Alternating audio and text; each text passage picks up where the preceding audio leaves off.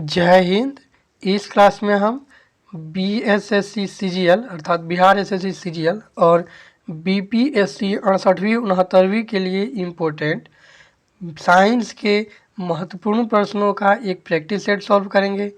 यह हमारा 8 नंबर का प्रैक्टिस सेट है। अभी तक हमने 7 प्रैक्टिस सेट सॉल्व कर लिए हैं जो कि बहुत ही इम्पोर्टेंट है। आप उनको वीडियो के डिस्क्रिप्शन में दिए गए लिंक से जा करके देख सकते हैं। ये सभी प्रश्न बहुत ही इम्पोर्टेंट है, इसलिए वीडियो को स्किप नहीं कीजिएगा। चलिए स्टार्ट करते हैं। पहला क्वेश्चन है, किसी परमाणु का रासायनिक व्यवहार निर्भर करता है। तो ध्यान रखना है, यहाँ परमाणु अर्थात एटम दिया गया है। तो जो एटम होता है, एटम का रासायनिक व्यवहार उसके न्यूक्लियस के चारों ओर जो इलेक्ट्रॉन मूवमेंट करते हैं उनके संख्या पर निर्भर करता है। तो ये बहुत ही इम्पोर्टेंट फैक्ट है, आपको ध्यान रखना है कि न्यूक्लियस के चारों ओर जो इलेक्ट्रॉन घूमते हैं किसी परमाणु में या एटम में, उन्हीं के द्वारा उस परमाणु का रासायनिक व्यवहार डिसाइड किया जाता है। जैसे कि कोई कैल्शियम एटम है और इसके बाहरी कक्षा में 2 इलेक्ट्रॉन मूव कर रहे हैं जो फ्री हैं, तो ये 2 को गेन करेगा, ये इसका केमिकल नेचर डिफाइन करेगा। अगला क्वेश्चन है, किसी तत्व के रासायनिक गुण निर्भर करते हैं। तो ध्यान रखना है, ऊपर वाले में था परमाणु का रासायनिक गुण, जबकि इस नीचे वाले क्वेश्चन में है तत्व का रासायनिक गुण। तो ध्यान रखना है, किसी तत्व का रासायनिक गुण उसकी परमाणु संख्या पर निर्भर करते हैं। ये मेंडलीफ और मोसले ने जब अपना आवर्त सारणी दिया था, तो जहाँ मेंडलीफ ने ये बताया था कि तत्व के रासायनिक गुण उसके परमाणु भार के आवर्त फलन होते हैं, वहीं मोसले ने जो मॉडर्न पीरियोडिक टेबल दिया था, मोसले ने, तो ये क्वेश्चन यहाँ से ही पूछता है कि मॉडर्न पीरियोडिक टेबल किसने दिया था। तो मोसले ने जो मॉडर्न पीरियोडिक टेबल दिया था उसमें उन्होंने बताया था कि तत्व का रासायनिक गुण उसकी परमाणु संख्या के आवर्ती फलन होते हैं, अर्थात परमाणु संख्या पर निर्भर करते हैं। अगला क्वेश्चन है, ऋण आवेशित परमाणु अर्थात ऋण आयन में प्रोटॉनों की संख्या क्या है। तो आपको ध्यान रखना है कि ऋण आवेशित जो परमाणु है उसमें प्रोटॉन की संख्या जो है इलेक्ट्रॉन की संख्या से कम होता है। जैसे कि आप इसको एक एग्जाम्पल से समझ सकते हैं। अगर हम ऑक्सीजन परमाणु की बात करें तो ऑक्सीजन का एटॉमिक नंबर 8 होता है। इसका जो इलेक्ट्रॉन की संख्या होता है उसमें 8 होता है। प्रोटॉन और न्यूट्रॉन भी इसमें 8 होता है, ठीक है। तो इलेक्ट्रॉन भी 8, प्रोटॉन भी 8 होता है, ठीक है। न्यूट्रॉन भी इसमें 8 ही होता है, हालांकि हमको 2 ही के बारे में देखना है। तो इलेक्ट्रॉन 8 होता है और प्रोटॉन भी 8 होता है। जब ये आयन बनाता है और O पे 2- बना लेता है तो इसमें इलेक्ट्रॉन की संख्या 10 हो जाती है, क्योंकि ये 2 क्या किया है, गेन किया है इलेक्ट्रॉन को। और प्रोटॉन की संख्या कभी चेंज नहीं होती है, वो 8 ही रहती है। तो आप यहाँ देख सकते हैं कि जब ऋण आवेशित यहाँ हुआ तो इस स्थिति में परमाणु में इलेक्ट्रॉनों की संख्या प्रोटॉन की संख्या से ज़्यादा हो जाती है। दोनों में ध्यान रखना है, इलेक्ट्रॉन की संख्या ज़्यादा हो जाती है और प्रोटॉन की संख्या बोलेगा तो कम हो जाती है। इस क्वेश्चन में पूछा है कि प्रोटॉन की संख्या, तो प्रोटॉन की जो संख्या है इलेक्ट्रॉन की संख्या से कम हो जाती है, ठीक है। जबकि अगर इलेक्ट्रॉन बोलेगा तो इलेक्ट्रॉन की संख्या प्रोटॉन से अधिक हो जाती है। तो क्वेश्चन को चेंज और उसके नेचर को आपको ध्यान रखना है। अगला क्वेश्चन की तरफ बढ़ते हैं। अगला क्वेश्चन है, नाभिकीय विखंडन के दौरान श्रृंखला अभिक्रिया को नियंत्रित करने के लिए न्यूट्रॉनों का अवशोषण करने हेतु किसका प्रयोग किया जाता है। तो यह बहुत ही इम्पोर्टेंट क्वेश्चन है।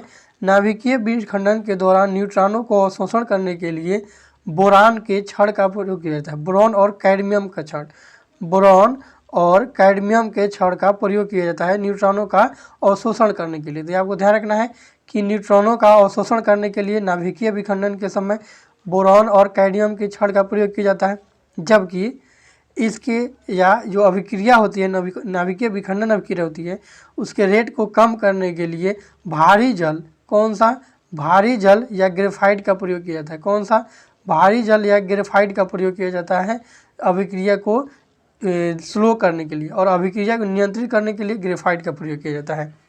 तो इसमें आपको ध्यान रखना है, न्यूट्रॉन को अवशोषित करने के लिए बोरॉन और कैडमियम की छड़, अभिक्रिया को स्लो करने के लिए भारी जल जिसको हम D2O बोलते हैं, ड्यूटेरियम ऑक्साइड का प्रयोग किया जाता है। अगला क्वेश्चन है, किनकी भित्तियों पर रक्त द्वारा डाले गए दाब को रक्त दाब कहते हैं। तो ध्यान रखना है ये हड्डी नहीं होगा। अब हम लोग जनरली गलती कर जाते हैं कि जो ब्लड है वो प्रेशर किस पे डालता है, तो धमनी पे डालता है। सिरा में उतना ब्लड दाब नहीं लगाता है, क्योंकि धमनी में जो दाब होता है वो 180 होता है और सिरा में 120 होता है। तो 180 बटा 1 मिनट हमने गलत कर दिया,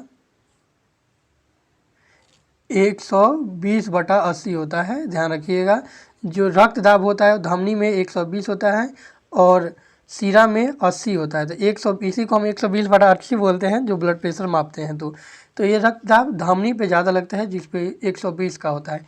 यह शुद्ध रक्त होता है धमनी में, ये आपको ध्यान रखना है। बढ़ते हैं अगले क्वेश्चन की तरफ। अगला क्वेश्चन है मलेरिया का मुख्य कारण क्या है। तो मलेरिया का मुख्य कारण प्रोटोजोआ है। क्या है? प्रोटोजोआ है। अगला क्वेश्चन है इंसुलिन का निर्माण शरीर के किस अंग में होता है।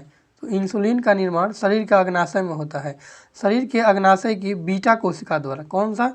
बीटा कोशिका द्वारा इंसुलिन का निर्माण किया जाता है। ये आपको ध्यान रखना है कि शरीर की या जो हमारा बॉडी है इसके अग्नाशय के बीटा कोशिका द्वारा, बीटा सेल द्वारा इंसुलिन का निर्माण होता है। अगला क्वेश्चन है शरीर में हीमोग्लोबिन का क्या कार्य है। तो शरीर में हीमोग्लोबिन ऑक्सीजन परिवहन का कार्य करती है। क्वेश्चन पूछ सकता है कि शरीर में ऑक्सीजन परिवहन का कार्य कौन करता है, तो हीमोग्लोबिन करता है। जबकि वहीं बात करें प्लेटलेट्स, तो प्लेटलेट्स रक्त का थक्का बनाता है। जबकि WBC की बात करिएगा तो WBC क्या करता है, तो ये रोग प्रतिरोधक क्षमता बढ़ाता है। और हीमोग्लोबिन जो है इसी या RBC में पाया जाता है जो कि ऑक्सीजन का परिवहन करता है। अगला क्वेश्चन है जब कोई व्यक्ति चंद्रमा पर उतरता है तो उसके शरीर में उपस्थित भार में क्या परिवर्तन आता है। तो ध्यान रखना है कि जब कोई व्यक्ति चंद्रमा पर या स्पेस में जाता है तो उसका भार घट जाता है तथा मात्रा उसका अपरिवर्तित रहती है। जो उसका मास है वो घट जाता है, वेट जो है, भार जो है वो घट जाता है, जबकि इसकी मात्रा जो है वो अपरिवर्तित रहती है। अगला क्वेश्चन है तैराक को नदी के मुकाबले समुद्री पानी में तैरना आसान क्यों लगता है। तो ये ध्यान रखना है क्योंकि समुद्र का जो पानी होता है बहुत खारा होता है और उसका घनत्व नदी के पानी से अधिक होता है। तो अधिक घनत्व होने के कारण उसमें आदमी जल्दी डूबता नहीं है, इसलिए तैराक को समुद्र में तैरना आसान होता है।